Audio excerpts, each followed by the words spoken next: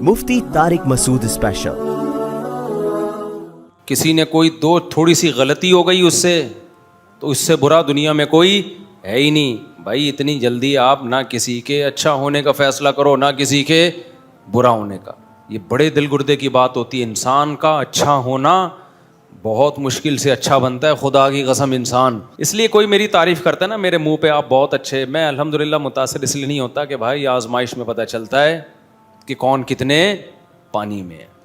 ہم نے بڑے بڑے خاندانی لوگ دیکھے ہیں کہ چاروں طرف سے حصار میں آ گئے، بس اب گئے۔ اللہ نے فرمایا انسان جلد باز ہے، جب اسے کوئی مصیبت پہنچتی ہے تو جزوعہ یہ صبر سے کام نہیں لیتا، فوراً افرا تفری، ہلڑ بازی، ہو ہا، شور شرابہ، فوراً فیصلے۔ تو یہ خصلت اللہ تعالیٰ کو پسند نہیں ہے۔ انسان کو میچور ہونا چاہیے، بالکل کبھی جذباتی نہ ہو، کسی سیاسی نعرے سے جذباتی نہ ہو، کسی سیاسی تقریر سے کبھی جلدی متاثر نہ ہو۔ ہم بہت جلد متاثر ہو جاتے ہیں، کسی نے ایک دھواں دار یوں ٹھش ٹھش اچھی باتیں کر لیں، یار اس جیسا نیک آدمی دنیا میں ہے ہی نہیں۔ کسی نے کوئی دو تھوڑی سی غلطی ہو گئی اس سے تو اس سے برا دنیا میں کوئی ہے ہی نہیں بھائی۔ اتنی جلدی آپ نہ کسی کے اچھا ہونے کا فیصلہ کرو نہ کسی کے برا ہونے کا۔ غالباً حضرت عمر کا قول ہے کہ کسی نے ان کے سامنے تعریف کی کہ فلاں بہت اچھا ہے، تو حضرت عمر نے فرمایا کیا تم نے کبھی سفر کیا ان کے ساتھ؟ انہوں نے کہا نہیں۔ کہا پھر کیسے فیصلہ کر لیا بھائی؟ سفر میں ہوتا ہے کیا، ٹینشنیں آتی ہیں، ٹینشنیں آتی ہیں تو جو خاندانی لوگ ہوتے ہیں نا وہ اپنے آپ کو ٹینشن میں رکھ کے اپنے دوست کو اور ہم سفر کو سہولت دے رہے ہوتے ہیں کہ کوئی بات نہیں، میں ٹینشن اٹھا لیتا ہوں، اس کو اچھی سیٹ دے دو، میں ٹینشن اٹھا لیتا ہوں، میں بعد میں واش روم چلا جاؤں گا، پہلے آپ۔ اللہ یہ کہ بہت خطرناک قسم کا کوئی معاملہ ہو ایک الگ بات، میں بعد میں پانی پی لوں گا، پہلے آپ۔ میں نے بچپن میں ایک کتاب پڑھی تھی، اس میں ایک واقعہ تھا، کسی ملک سے نا کسی نے اپنی آپ بیتی لکھی تھی، سچا واقعہ تھا وہ۔ کوئی فوجی کسی جنگ میں قید ہو گئے تھے تو بھاگ کے آئے تھے، یہ ان کا واقعہ۔ اس نے اپنے ریٹائرمنٹ کے بعد یہ واقعہ لکھا کہ ہم کسی، میں ملک کا نام نہیں لوں گا تاکہ لوگ زیادہ اس میں نہ جائیں۔ انہوں نے کہا ہوا یہ تھا کہ ہم کچھ لوگ جیل میں تھے، کئی سالوں سے قید تھے، تو ہم نے جیل میں سرنگ بنانا شروع کی۔ سرنگ بنا کے نا، سرنگوں سے لوگ نکل آتے ہیں نا بعض دفعہ، جیل میں لمبی سرنگ کھودتے ہیں اور پھر جیل سے بھاگ جاتے ہیں۔ بہت مشکل کام تھا، سب ساتھیوں نے مل کے کیا۔ تو کہتے ہیں جب بھاگنے کا ٹائم آیا نا کہ پہلے کون نکلے گا یہاں سے، تو یہ بڑی آزمائش کا وقت تھا، کیونکہ اس میں خطرہ یہ تھا کہ 2-3 جب بھاگیں گے تو باقیوں کا کے بارے میں تھوڑا سیکیور ہو جاتا ہے۔ پہلے یہ کیمرے ویمرے کا اتنا رواج نہیں تھا۔ تو کہہ رہے ہیں ہمارے جیل کے جو قیدی ساتھی تھے نا، سب فوجی تھے، وہ کہہ رہے ہیں ان کا خاندانی ہونا، اس سے آپ اندازہ لگاؤ۔ اس قیدی نے خود لکھا جو چھوٹ کے آیا تھا کہ وہ سب ایک دوسرے کو ترجیح دے رہے تھے۔ خدا کی قسم جیل میں 2 دن گزارنا بھی عذاب کا کام ہے، جس پہ گزرتی ہے وہی جانتا ہے۔ بہت مشکل ہوتا ہے ایسے موقع پہ انسان کے پہلے آپ چلے جاؤ، بہت دل گردے کا کام ہے یہ کہ اپنے دوستوں کو ترجیح دو کہ کوئی بات نہیں۔ تو کہہ رہے ہیں ہمارے سب دوستوں نے کیا ایکا کیا، پہلے آپ جاؤ، پہلے آپ جاؤ۔ تو کہہ رہے پھر اصرار کیا تو ہم 3 پرانے تھے، تو پھر 3 آدمی نکل کے باہر آئے، پھر وہ 3 ہی کامیاب ہوئے، باقیوں کا پتہ چل گیا تھا، پھر وہ نہیں جا سکے۔ انہوں نے کہا جب ہم جیل سے باہر آئے ہیں نا تو ہماری خوشی کا یہ عالم تھا، چھوٹ گئے نا، کہ ایسے ہم خوشی میں پاگل ہو گئے تھے کہ کپڑے اتار کے ایک دوسرے پہ پیشاب کر رہے تھے ہم۔ یعنی ہے تو یہ عجیب سی بات، لیکن ایسے باولے ہو گئے تھے ہم خوشی میں۔ یعنی خوشی کا یہ عالم تھا کہ ہم ایسے اٹھا کے نا پیشاب مار رہے ہیں، دھارے مار رہے ہیں۔ اس نے اپنی آپ بیتی لکھی۔ میں نے بہت پہلے یہ واقعہ پڑھا تھا، 6 یا 7 کلاس میں ہوں گا، لیکن اس واقعے کا نا یہ پہلو مجھے یاد رہ گیا، پیشاب والا نہیں، اصل پہلو کیا کہ یار یہ بڑے دل گردے کا کام ہے۔ اس مصیبت میں انسان کہے نہیں میں پہلے نہیں بھائی، ایسے موقع پہ انسان کا پتہ چلتا ہے کہ وہ انسان کا بچہ ہے یا نہیں ہے. بھائی وہ بھی تمہاری جیسی مٹی کے بنے ہوئے ہیں, تم کیوں پہلے, تم کس خوشی میں؟ یا تو قرآن اندازی کرو, قرآن اندازی کرو بھائی. ایسے موقع پہ ہر آدمی کیا کہے گا, یار میں زیادہ ضروری ہے, میرے 18 ہیں یا میرے 16 ہیں, ٹھیک ہے نا, میں مجھے زیادہ. ہر آدمی اپنے دلائل دے رہا ہوگا نا. یہ بڑے دل گردے کی بات ہوتی ہے. انسان کا اچھا ہونا بہت مشکل سے اچھا بنتا ہے, خدا کی قسم انسان. اور تمام پیغمبر یہی دعوت لے کر آئے ہیں, اچھے بن جاؤ اندر سے. اوپر سے یہ میرا گیٹ اپ کتنا خوبصورت سا گیٹ اپ ہے, پگڑی داڑھی, یہ بہت آسان ہے. یہ آپ 4 مہینے لگاؤ, سب ٹوپی پہن کے گھوم رہے ہوتے ہیں, یہ کوئی اتنا مسئلہ نہیں ہے یہ. اس لیے کوئی میری تعریف کرتا ہے نا میرے منہ پہ, آپ بہت اچھے, میں الحمدللہ متاثر اس لیے نہیں ہوتا کہ بھائی آزمائش میں پتہ چلتا ہے کہ کون کتنے پانی میں ہے. اور بھی میرے پاس آزمائشوں کے بہت واقعات ہیں, کبھی چھاؤں میں ملو گے تو بتاؤں گا. ہر واقعہ ممبر پہ بتانے کا نہیں ہوتا. ہم نے بڑے بڑے خاندانی لوگ دیکھے ہیں کہ چاروں طرف سے حصار میں آ گئے, بس اب گئے. ہر آدمی کی کوشش ہے میں نکلوں, ہر آدمی کی کوشش کیا ہے, میں نکلوں, اور کر بھی رہا ہے. کمانڈر کہہ رہا ہے کہ میں آخر میں جاؤں گا, پہلے ان سب کو نکالو, اپنی جان ہتھیلی پر رکھوں گا میں. جو بڑا ہے وہ کہہ رہا ہے میں مر جاؤں, میں آخر میں, پہلے میرے ماتحت وہ نکلیں گے.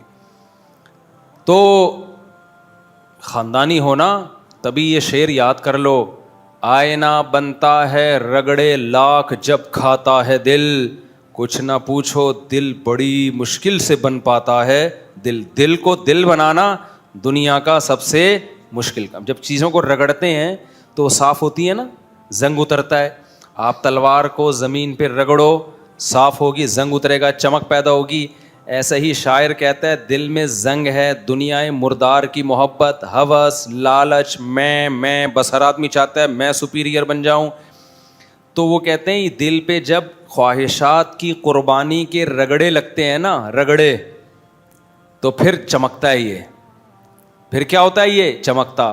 اور انسان اپنے آپ پر دوسرے کو ترجیح دے, یہ اس وقت تک ممکن ہی نہیں ہے جب تک دنیا کو مسافر خانہ نہ سمجھے, اور جب تک اس کا اللہ پہ اعتماد اور ریلیشن مضبوط نہ ہو. اس کو پتا ہو کہ بچانے والا بھی اللہ اور مصیبت دینے والا بھی اللہ. تو میں اللہ کے خزانوں سے حرام طریقہ تو دور کی بات, غیر اخلاقی طریقوں سے بھی نہ عزت حاصل کروں گا نہ دولت. کوئی غیر اخلاقی طریقہ نہیں اختیار کروں گا جس سے میں اللہ کے خزانے سے کچھ لینے کی کوشش کروں. دیکھو اسباب ہم نے اختیار کرنے ہیں. اب ان قیدیوں کو جیل سے بھاگنا تھا, بھاگنا کی کوشش کی انہوں نے, سرنگیں کھودی, بہترین کام, سب نے مل کے کھودی. اب پہلے کون بھاگے گا؟ اگر وہ نہ کھودتے تو اس کا مطلب آزادی کے اسباب ہی اختیار نہیں کر رہے, یہ غلط ہو جاتا. اسباب اختیار کر لیے, اب یہ غیر اخلاقی ہے کہ میں پہلے. بھائی سب نے مل کے کھودی, آپ کیوں پہلے؟ وہ کہہ گئے ہٹ پیچھے, میں پہلے. یہ کون سا طریقہ ہے؟ غیر اخلاقی. یہ غیر اخلاقی طریقہ ہے, اللہ دیکھ رہا ہے اوپر. تو غیر اخلاقی طریقہ اختیار نہ کرو, عزت حاصل کرنے کا بھی اور پیسہ حاصل کرنے کا بھی. اللہ پہ چھوڑ دو. اور آپ کو پتا ہے اللہ غیب سے اسباب پیدا کرتا ہے. میں بار بار ایک مثال دیتا ہوں نا, پیسہ کمانے کے بھی کچھ طریقے جائز ہیں مگر غیر اخلاقی ہیں. آپ دکان کھول کے بیٹھ گئے, ہوٹل کھول کے بیٹھ گئے, اچھی بات ہے. آپ ریسیپشن پہ اچھا سا کوئی خوبصورت سا انسان بٹھا دو جو لوگوں سے تمیز سے بات کرے, بدتمیزی سے بات نہ کرے. کوئی آ کے آپ سے پوچھ رہے کیا کیا ہے, تو آپ بولو سر بیٹھیے ہم بتاتے ہیں کیا کیا ہے. اس کو پورا گردان یاد ہو, وہ ہے نا ونڈا گریوی پوری پاڑا پڑھنا شروع کر دیتے ہیں. تو ساری سیٹ اپ بنا لیا آپ نے. اب اس کے بعد گاڑیوں پہ آگے راستے روک روک کے لوگوں کو روکنا, آئیے سر کائنڈلی, ابے بھائی تو ہٹ سائڈ پہ گاڑی لگے گی. کئی دفعہ ڈرائیونگ کے دوران یہ ہوتا ہے, آپ جا رہے ہو نا, ہوٹل والا سامنے آیا ہوا ہوتا ہے, بھائی ٹکر لگے گی, تم جانے دو, کیوں روک رہے ہو, ٹائم کیوں ویسٹ کر رہے ہو. یہ ناجائز نہیں ہے لیکن ہوس غیر اخلاقی طریقہ ہے. آپ نے جو کرنا تھا کر لیا, اب آرام سے بیٹھ جاؤ. جو آپ کی مقدر کی روزی ہوگی اللہ ادھر ہی پہنچا دے گا. نبی صلی اللہ علیہ وسلم نے کیا فرمایا؟ لا یخطب احدکم علی خطبۃ اخیہ، کسی بھی چیز کو طلب کرنا. دیکھو کیا زبردست حدیث ہے. صرف روزی انسان صبح و شام 20 چیزیں چاہتا ہے. صبح و شام ہم کو 20 چیزوں کی چاہت ہوتی ہے, ایسا ہی ہے نا. ہماری چاہت ہے عزت ملے, یہ نیچرل ہے. بے عزتی کسی کو بھی اچھی نہیں لگتی. بے عزتی صرف اس کو اچھی لگتی جس کی عزت ہی نہیں ہوتی, کیونکہ اس کے پاس عزت ہے ہی نہیں تو بے عزتی اس کی ہوتی نہیں ہے. بے عزتی اس کی ہوگی نا جس کی عزت ہو, تو پھر بے لگا دیں گے پیچھے ہم اس کے. عزت ہی نہیں ہے تو بے لگے گا کہاں؟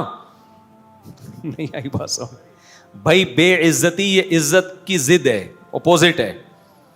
میں بار بار کہتا ہوں, ایک آدمی ایک علاقے میں گیا, آیا, کہتا ہے شکر ہے میری اس علاقے میں کوئی عزت نہیں ہے. لوگوں نے کہا اس میں کون سے شکر کی بات ہے؟ کہہ رہا ہے اگر عزت ہوتی تو آج ایسا کام میں نے کیا کہ ٹھیک ٹھاک بے عزتی ہو جاتی ہے آج میری. تو چونکہ پہلے سے عزت تھی نہیں, لہذا اس الٹے کام سے میری بے عزتی ہوئی نہیں. تو ہم میں سے ہر شخص متلاشی ہے, ہر شخص کو عزت بھی چاہیے. آپ کو آپشن دیا جائے آرمی میں, بھائی رنگ روٹ بھرتی ہونا ہے یا کمیشن آفیسر جانا ہے, یا آپ کو انجینئر جانا ہے, یا ایک صرف ڈپلوما ہولڈر بننا ہے, تو آپشنل ہو تو آپ کس کو فوکس کرو گے؟ 22, 17, 18 گریڈ کا آفیسر. فوج میں جاؤ گے تو آپ کمیشن آفیسر کو ترجیح دو گے. تو کیوں؟ یہ انسان کی نیچر ہے بھائی. جب میں اپر لیول تک جا سکتا ہوں تو میں نیچے پہ گزارا کیوں کروں؟ یہ نیچر ہے. اگر کسی میں یہ خواہش ہی نہیں ہے نا, تو اس کا مطلب وہ نیچر پہ ہی نہیں ہے, وہ پتھر ہے, اس میں جذبات ہی نہیں ہے. اسی طرح ہمیں دولت بھی چاہیے ہوتی ہے, طلب ہے نا دولت کی. اب یہ طلب کا لفظ یاد رکھو کیونکہ حدیث میں طلب کا لفظ آیا ہے, تو پھر میں حدیث کو سمجھا پاؤں گا. طلب, ڈیمانڈ, چاہت, خواہشات. تو ہر شخص کی چاہت ہے دولت, ہے یا نہیں ہے؟ بہت سے لوگ کہتے ہیں نہیں پیسے میں کیا رکھا ہے, پیسہ تو کچھ بھی نہیں ہے, سب اتنا زیادہ وہ کرتے ہیں. تو آپ بولو ٹھیک ہے, اپنی جیب میں جو پیسے پڑے ہیں پھر وہ مجھے دے دو. 1 روپے نہیں لینے دے گا وہ آپ کو. سمجھ رہے ہو کہ نہیں سمجھ رہے؟ زیادہ تقریر کر رہا ہوں نا, پیسہ کچھ بھی نہیں ہے. تو بولو ٹھیک ہے سر, یہ آپ کے جو 5,000 کا نوٹ نظر آ رہا ہے کائنڈلی یہ مجھے دے دیں. میں اکثر واقعہ بھی سناتا ہوں نا. ہمارے حضرت مفتی رشید احمد صاحب رحمہ اللہ تعالیٰ ایک دعوت پہ گئے, ایک پیر صاحب کی دعوت تھی, تو اس نے ہمارے حضرت کو بھی بلا لیا. یعنی کسی مرید نے پیر صاحب کی دعوت کی تھی. تو دعوت کے دوران مرغے, بریانیاں اور بکرے, بہت کچھ جیسے ہوتا ہے دعوتوں میں. تو پیر صاحب نا تو کیا یہ رکھا ہوا, اسراف ہے یہ, اتنی چیزیں. ایسے تقویٰ جھاڑنے کی کوشش کی نا انہوں نے, یہ کیا ہے, یہ بریانی بھی, یہ نبی سکھا کے گئے ہیں, یہ اتنا عیاشی. تو حضرت نے فرمایا, وہ ساری پلیٹیں اپنے آگے کی. ہمارے حضرت تھے اسٹریٹ فارورڈ نا. حضرت نے فرمایا یہ آپ کے لیے نہیں ہے, یہ میرے لیے بنی ہے, یہ میں کھاؤں گا, آپ وہ ان کے لیے بھائی دال وال کا کوئی انتظام کرو. حضرت کو یہ پسند ہی نہیں تھا ٹوپی ڈرامے نا, سمجھ رہے ہو. تو جو ہے ہر شخص کی چاہت ہے, دولت بھی چاہت ہے. اسی طرح ہر شخص, ایک دفعہ ایک کوئی صوفی سا طالب علم تھا, بہت نیک نا, ہمارے مدرسے میں تسبیح کرتا رہتا, دعائیں مانگتا رہتا, ایسا لگتا تھا اس سے بہت ہی نیک نا, پرہیزگار تھا. تو ہمارے استاذ نے دیکھا کہ یار اس کی جاب بھی لگ گئی ہے, تو اس کی شادی وادی کرا دیتے ہیں. اس سے پوچھا کہ کوئی آپ کو رشتہ وشتہ تو نہیں چاہیے؟ تو اس نے کہا اگر کرا دیں تو کائنڈلی, بڑی اچھی بات ہوگی. تو انہوں نے کہا کہ کس ٹائپ کا رشتہ؟ تو کان میں آ کے بولتا ہے خوبصورت سی ہو کوئی. کیا ہو؟ خوبصورت سی ہو. گھننے نہیں ہوتے, گھننے. پھر کہنے لگا یہ میری بری خواہش تو نہیں ہے, کہ گناہ تو نہیں ملے گا مجھے اس پہ. تھا بڑا پرہیزگار سا نا, گناہ تو نہیں ملے گا. ہمارے استاذ نے کہا نہیں کوئی گناہ نہیں ملے گا آپ, یہ نیچرل ہے, یہ سب کی خواہش ہوتی ہے. خواہش ہوتی ہے. میں ہوتا نا, میں کہتا اس سے کہ خواہش تو ہے لیکن اس ڈیزائن پہ آپ کو ملے گی نہیں. خواہش رکھنے پر گورنمنٹ کی طرف سے, کیونکہ وہ اس کے اپنی ڈیزائننگ کو اتنی اچھی نہیں تھی, بڑی آڑا ترشا سا تھا, کسی کو پتہ نہیں چلے گا کس کی بات ہو رہی ہے, پرانا قصہ ہو گیا. تو اس کا اپنا ڈیزائن کیا تھا, تھوڑا سا تو الائنمنٹ کی ضرورت تھی, اس میں کچھ سیٹنگ کی ضرورت تھی.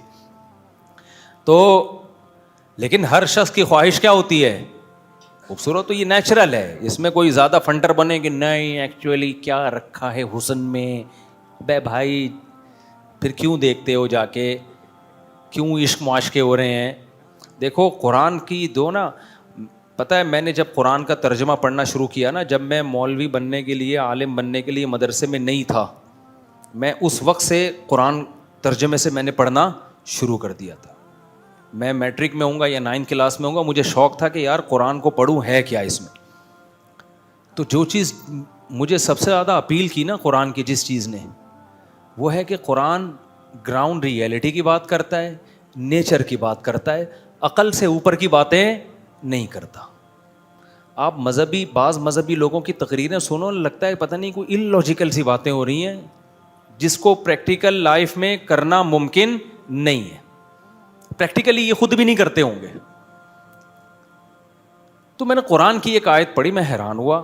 قرآن کہہ رہا ہے, اللہ تعالیٰ نے نا اپنے نبی صلی اللہ علیہ وسلم کی ازواج کو اللہ نے حکم دیا, نبی کو حکم دیا کہ آپ کے ساتھ غربت میں آپ کی ازواج کا گزارا مشکل ہو رہا ہے. ازواج کا کہنا یہ تھا, بھائی یہ اس 40 دن گھر میں چولہا ہی نہیں جل رہا, کھجور پانی کھجور, ہمارا گزارا نہیں ہو رہا, پیسے ویسے چاہیے ہمیں. سمجھ رہے ہو, نان نفقہ بڑھا دیں. اب محمد صلی اللہ علیہ وسلم اللہ کے آخری نبی ہیں. اللہ چاہتے تھے کہ آپ کی زندگی میں عیش و عشرت نہ ہو, کیونکہ لاسٹ میسنجر آف گاڈ ہیں. کل کوئی انگریز, کوئی کافر انگلی اٹھا سکتا ہے کہ اصل میں یہ سب کچھ کیا کس لیے تھا, پیسے کے لیے. تو اللہ آپ کو ہر طرح سے, ہر الزام سے بری رکھنا چاہتے تھے کہ کوئی انگلی نہ اٹھائے. تو اس لیے نبی کو آخری دم تک غریب ہی رکھا گیا ہے, یعنی نبی کے اختیار سے کہ نہیں, پیسہ رکھنا ہی نہیں ہے. صبح آیا, شام ہونے سے پہلے آپ نے سارا صدقہ کر دیا. شام کو آیا تو صبح ہونے سے پہلے صدقہ رکھا ہی نہیں ہے. اور خود گھر میں فاقہ. بخاری کی حدیث ہے, گھر میں آتے حضرت عائشہ سے پوچھتے کھانے کو ہے, فرماتی ہیں نہیں ہے, فرماتے چلو پھر ہم روزے کی نیت کر لیتے ہیں. تبھی تو اسی سے علماء نے مسئلہ نکالا ہے کہ 11 بجے سے پہلے بھی آپ روزے کی نیت, نفلی روزے کی نیت کر سکتے ہیں. یعنی آدھا روزہ گزرنے سے پہلے بھی نیت کی جا سکتی ہے. صبح صادق کے وقت روزے کی نیت ضروری نہیں ہے. بھائی بعض دفعہ آپ کہتے ہو یار روزہ رکھو گے نہیں, رکھو, کوئی بات نہیں, ابھی نیت نہ کرو. دن میں اٹھ کے دیکھ لو کیسا موسم چل رہا ہے, برداشت کر پاؤں گا, تپڑ ہے تو پاس کر پاؤں گا, ورنہ برداشت کر پاؤں گا. یہ سب چیزیں سوچ کے آدھا روزہ گزرنے سے پہلے آپ نیت کر سکتے, بشرطے کہ کچھ کھایا نہ ہو. ایسا نہ ہو آپ نے 11 بجے 2 پراٹھے کھائے, آپ نے کہا چلو اب میں روزے کی نیت کرتا ہوں, تو یہ نہیں ہوتا. تو نبی صلی اللہ علیہ وسلم گھر میں آتے, امی عائشہ سے پوچھتے کچھ کھانے کو ہے, فرماتی ہیں نہیں ہے. فرماتے چلو اب تو بھوکا ہی رہنا ہے, تو روزے کا ثواب کیوں ضائع کریں بھائی, تو ہم کیا کر لیتے ہیں, روزے کی نیت. تو روزے کی نیت کر لیتے. تو جس گھر میں یہ حال ہو تو بھائی بیوی کو تو خیال ہوگا نا کہ کچھ گزارا ہو. تو امہات المومنین نے نبی سے جب مطالبہ کیا تو نبی صلی اللہ علیہ وسلم نے کیا فرمایا, جس کا مفہوم یہ ہے کہ بھائی میں وہ لائف نہیں دے سکتا گھر میں جو مالدار لوگ لائف دیتے ہیں. میرے ساتھ اسی غربت میں گزارا کرنا ہے تو ٹھیک ہے, ورنہ میں سب کو طلاق کا آپشن دیتا ہوں, طلاق کا اختیار دیتا ہوں. مرد جب بیوی کو ڈیورس کا حق دے دے تو جیسے وہ ہر حق مرد کے پاس ہوتا ہے, بیوی کے پاس بھی چلا جاتا ہے. تو نبی نے ساری ازواج کو ڈیورس کا حق دیا. بھائی رہنا ہے تو آپ اسی غربت میں رہو, ورنہ آپ کو حق ہے کہ آپ اپنے اوپر طلاق واقع کرو.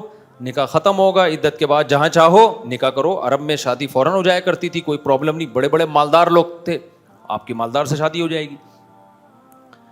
تو الگ بات ہے کہ تمام امہات نے کہا کہ نہیں, ہمیں اسی غربت میں آپ کے ساتھ رہنا. ٹھیک ہے ہم راضی ہیں, لیکن آپ سے علیحدگی نہیں چاہیے ہمیں.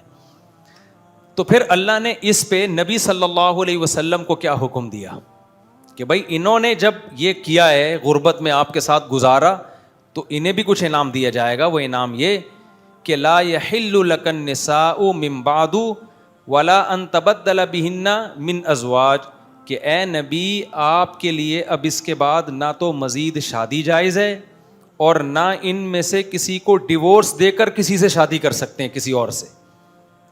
نہیں یہی بات سمجھ میں, یعنی یہ 9 کے بعد 10ویں بھی نہیں آ سکتی اور ریپلیس بھی نہیں ہو سکتی کہ 9 میں سے کسی ایک کو دے دی اور اس کی جگہ دوسری کر لی.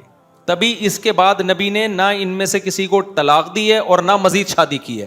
اگرچہ اللہ نے بعد میں اجازت دے دی تھی کہ آپ کر سکتے ہیں, مگر نبی نے کی نہیں ہے. شاید اس لیے کہ وہ اللہ نے جو پہلے آرڈر دیا تھا اس کا پاس رکھنے کے لیے. اب اس میں جو الفاظ ہیں کہ اے نبی آپ نہ کسی کو ڈیورس دے کر اس کے بدلے کوئی شادی کر سکتے ہیں اور نہ 10ویں کر سکتے ہیں.